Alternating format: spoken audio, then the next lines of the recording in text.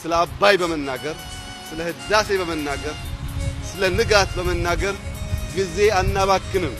ይሄኛው ፋይል ተዘግቷል።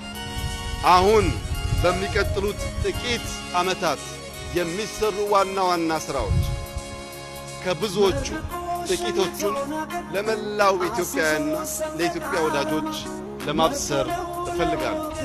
ኢትዮጵያ የህዳሴን ግድብ የሚተካከል ለሰላማዊ ዓላማ ብቻ የሚውል የኒውክሌር ፕላንት በቅርቡ ሥራ ትጀምራለች።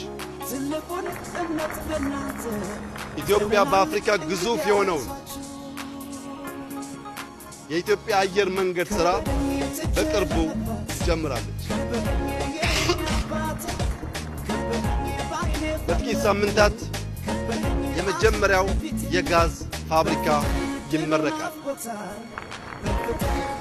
በዚያው ቀን ከመጀመሪያው የጋዝ ፋብሪካ በሳይዙ በልኩ ከ10 ጊዜ በላይ ከፍ ያለው ሁለተኛው ጋዝ ይጀመራል።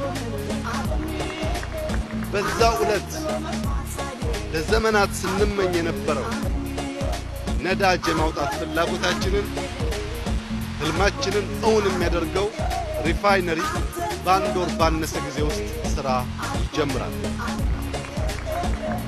በዚያው ሰሞን በቅርቡ የተፈራረምነው የማዳበሪያ ፋብሪካ ሥራ ይጀምራል። በሚቀጥሉት 5-6 ዓመታት በትንሹ 1.5 ሚሊዮን ቤቶች ለኢትዮጵያውያን ይገነባሉ።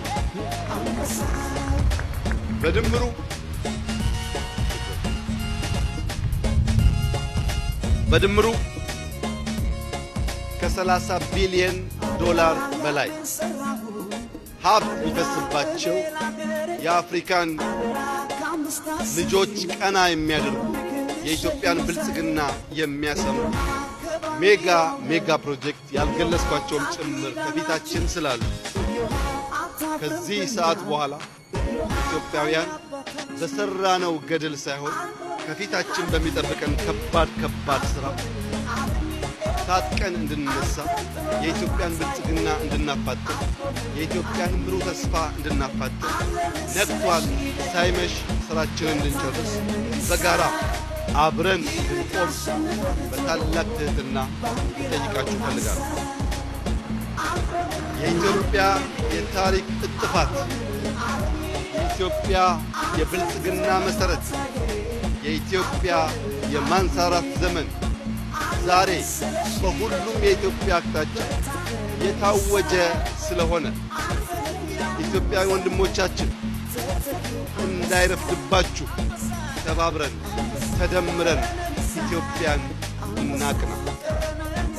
ኢትዮጵያን ከማቅናት ውጭ ያለው ሁሉም ሐሳብ የኖርንበት የከሰርንበት የሞትንበት ስለሆነ በአንድ ልብ በአንድ መንፈስ በጋራ ቆመን የኢትዮጵያን ብልጽግና እውን እንድናደርግ ላሳስባችሁ እፈልጋለሁ።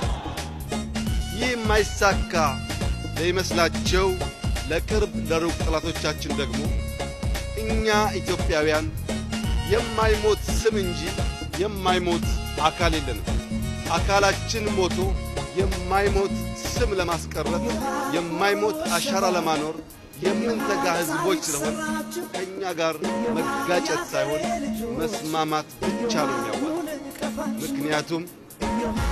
ምክንያቱም በሺህ ዘመናት የሞከሩን አንዴም አልተሳካላቸው። በሺህ ዘመን ያላሳካነውን ደግሞ እንደምታዩት አቁመነዋል። ከእንግዲህ በኋላ የኢትዮጵያ ብልጽግና እውን መሆኑ ኢትዮጵያ ዳግም አድዋን ደጋግማ ለጥቁር ሕዝቦች ማሳየቷ አይቀሬ ስለሆነ መላው የጥቁር ሕዝብ በትብብር በጋራ ከልመና ወጥቶ ለመበልጸግ በአንድ ላይ እንድንቆም በወንድማዊ ፍቅር ጥሪዬን እያቀረቡ አክብራችሁን እዚህ ድረስ ለመጣችሁ ወንድሞቻችን ኢትዮጵያ ላቅ ያለ ክብርና ምስጋና እንዳላት በድጋሚ ልገልጽላችሁ እፈልጋለሁ። መጪው ዘመን ብሩህ ነው። መጪ ዘመን ብዙ ሥራ አለን። በጋራ በትብብር አብረን ወደፊት እንድንቀጥል ጥሪዬን አቀርባለሁ። እጅግ አድርጌ አመሰግናለሁ።